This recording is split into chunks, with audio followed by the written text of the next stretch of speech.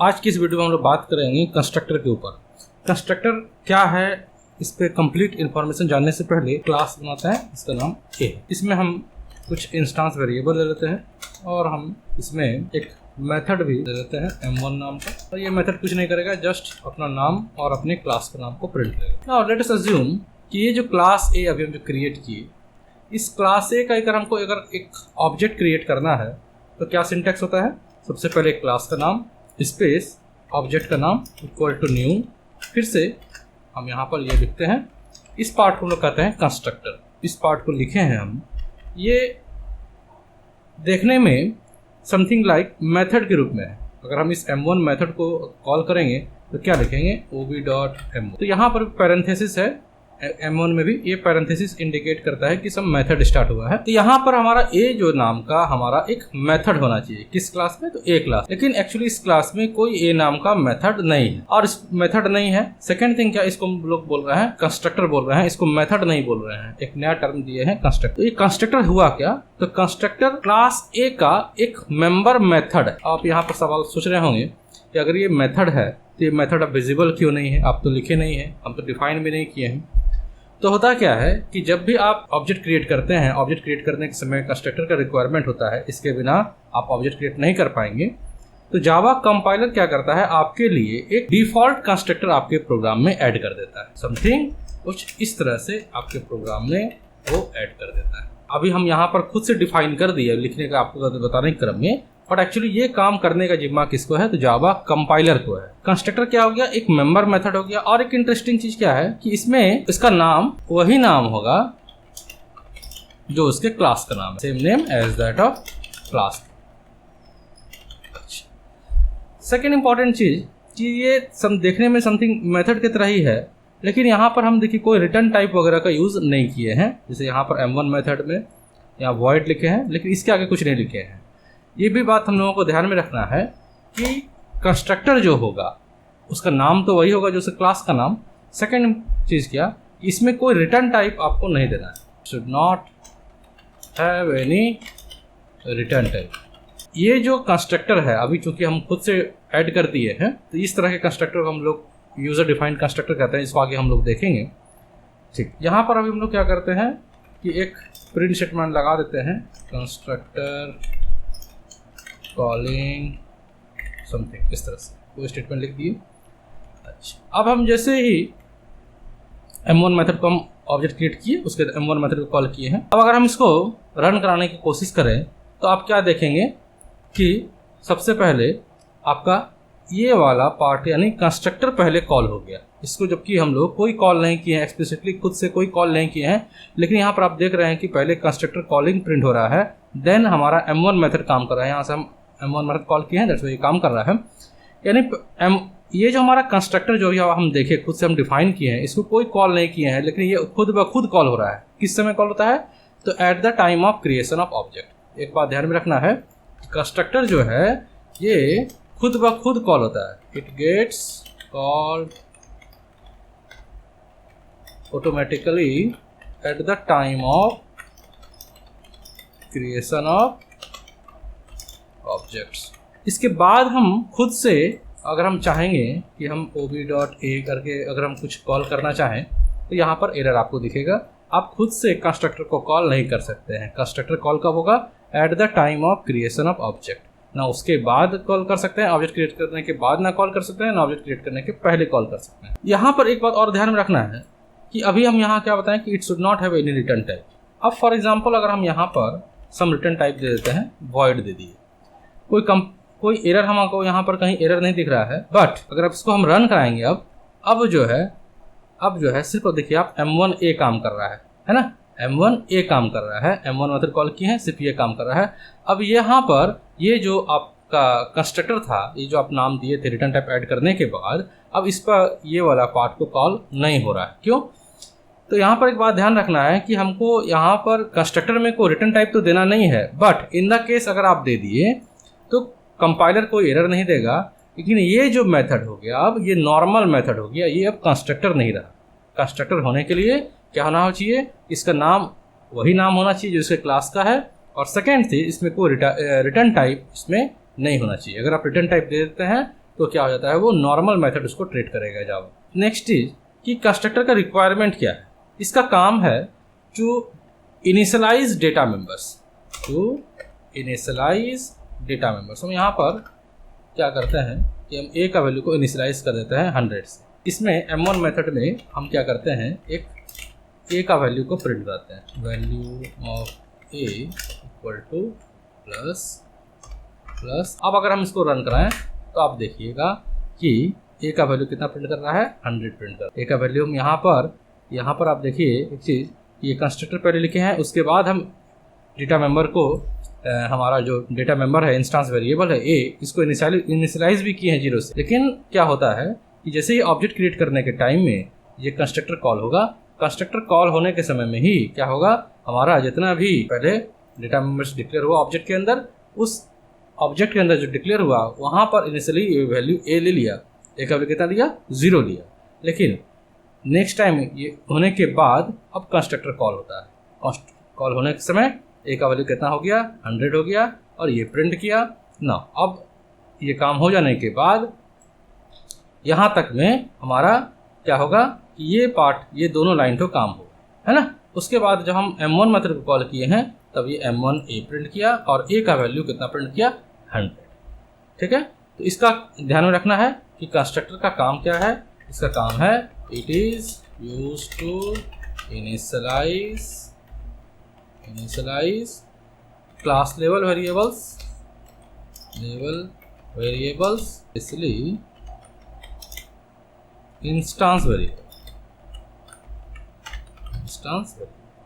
है ना, क्योंकि ये ऑब्जेक्ट के अंदर इंस्टेंस वेरिएबल डिक्लेयर होता है, इसलिए ये उसी को इनिशियलाइज करने का काम ये हमारा कंस्ट्रक्टर करता है।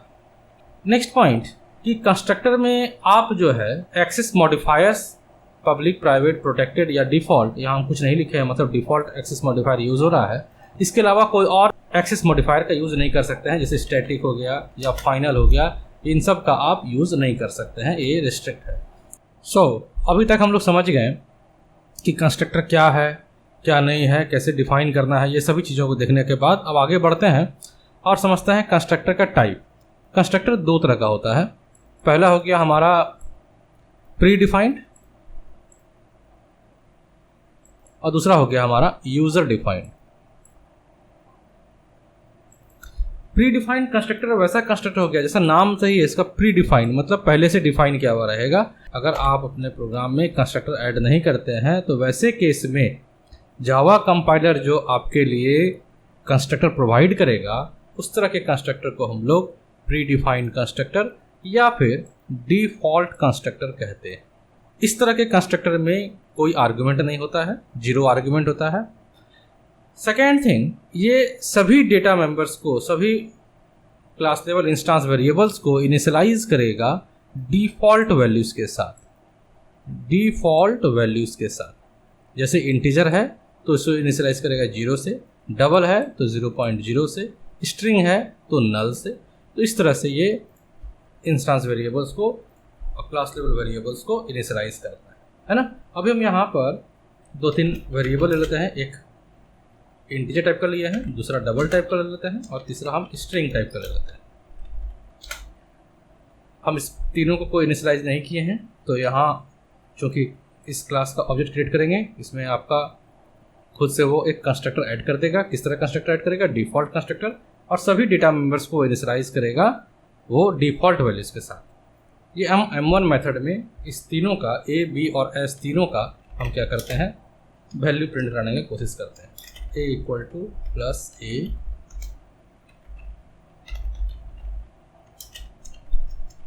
B is equal two plus B और S is equal two plus S। यहाँ हम M1 मेथड को कॉल कर लिए हैं। यहाँ पर प्रोवाइड नहीं किया हुआ है कंस्ट्रक्टर, डिफ़ॉल्ट कंस्ट्रक्टर यहाँ पर ऐड होगा और सभी जो इनिशियलाइज हुआ है देख सकते हैं। A का वैल्यू यहाँ 0 प्रिंट कर रहा है, B का 0.0, S का नल। इस तरह से डिफ़ॉल्ट वैल्यूज़ के साथ अगर कोई कंस्ट्रक्टर ऐड होता है, उस तरह के कंस्ट्रक्टर को हम लोग प्री डिफाइंड कंस्ट्रक्टर या फिर डिफ़ॉल्ट कंस्ट्रक्टर कहते हैं। ओके, इसके बाद दूसरा तरह का जो कंस्ट्रक्टर है इसको हम लोग यूज़र डिफाइंड कंस्ट्रक्टर कहते हैं। User defined constructor generally developer अपने प्रोग्राम में अपने रिक्वायरमेंट के हिसाब से अगर वेरिएबल्स का, डेटा मेंबर्स का अगर वो इनिशियलाइज करना चाहता है तो उस तरह के कंस्ट्रक्टर को हम लोग कहेंगे यूज़र डिफाइंड कंस्ट्रक्टर। ये भी दो तरह का हो गया, पहला हो गया जीरो आर्गुमेंट कंस्ट्रक्टर, दूसरा हो गया पैरामीटराइज कंस्ट्रक्टर। एक एक करके समझते हैं। यानी यूज़र डिफाइंड कंस्ट्रक्टर है तो कंस्ट्रक्टर प्रोवाइड करने का जिम्मा किसका है, तो हमारा है। तो हम खुद से कंस्ट्रक्टर एक ऐड कर दिए।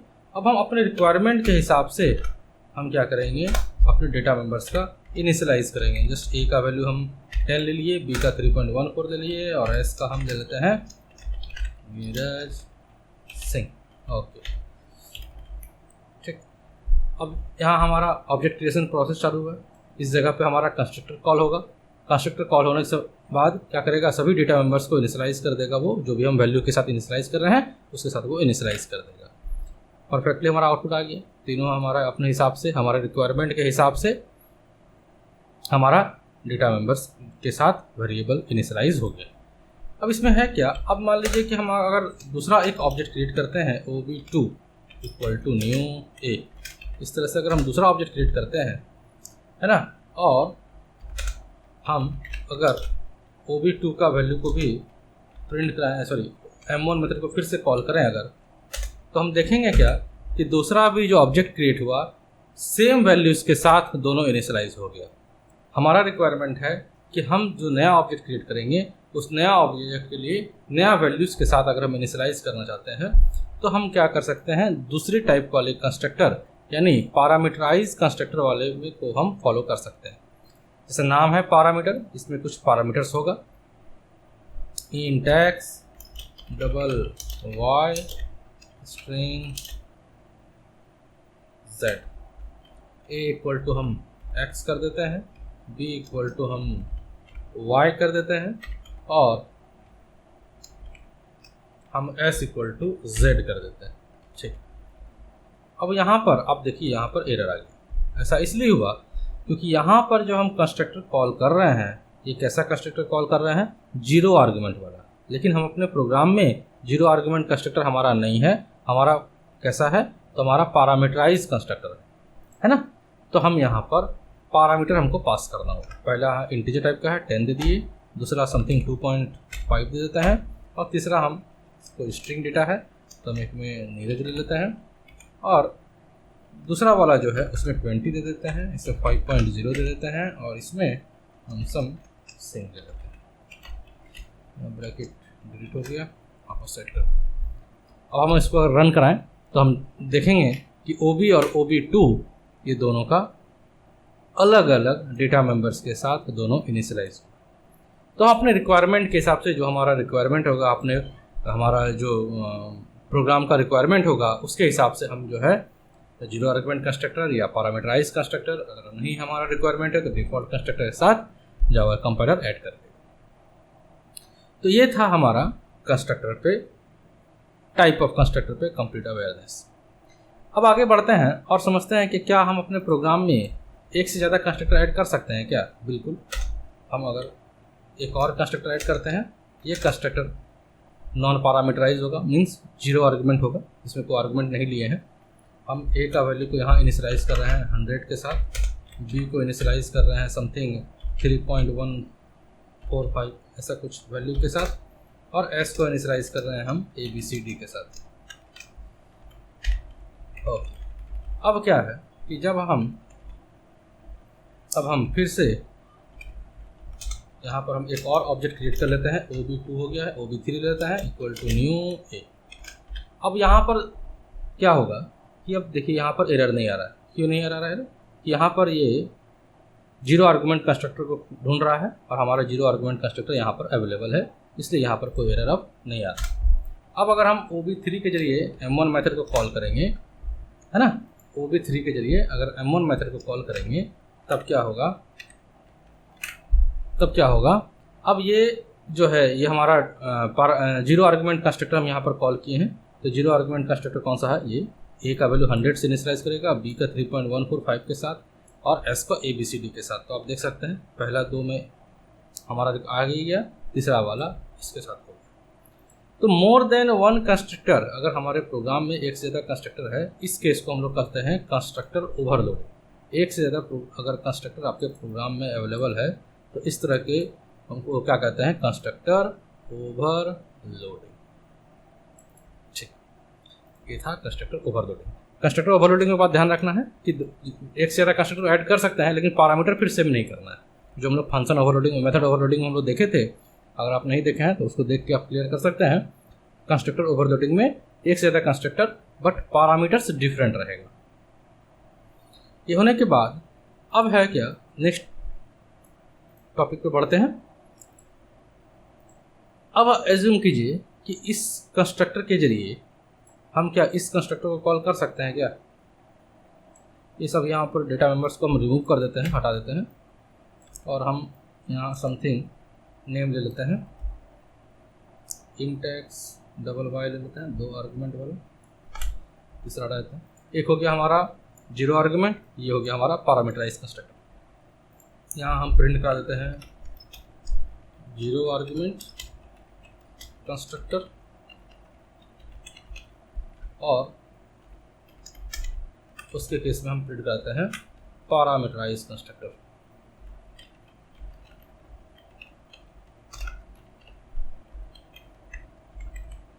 पैरामीटराइज कंस्ट्रक्टर इसका काम नहीं है, इसको हटा देते हैं तत्काल। इस M1 मेथड को ही हटा देते हैं, इसका कोई रिक्वायरमेंट नहीं है। अब हमारा रिक्वायरमेंट क्या है कि इस कंस्ट्रक्टर के जरिए हम इसको कॉल करना चाहते हैं, है ना। तो पहले हम एक ऑब्जेक्ट क्रिएट करते हैं, AOB equal to new A, और एक और ऑब्जेक्ट क्रिएट करते हैं AOB1 equal to new A। इसमें हम आर्गुमेंट दे देते हैं 10,3.14। रन कराएंगे तो हमारा जब पहला वाला है तो 0 आर्गुमेंट कंस्ट्रक्टर कॉल होगा, जब आर्गुमेंट वाला दिए हैं तो ये वाला कॉल होगा। तो अब हम इस कंस्ट्रक्टर के जरिए इस कंस्ट्रक्टर को कॉल करना चाह रहे हैं।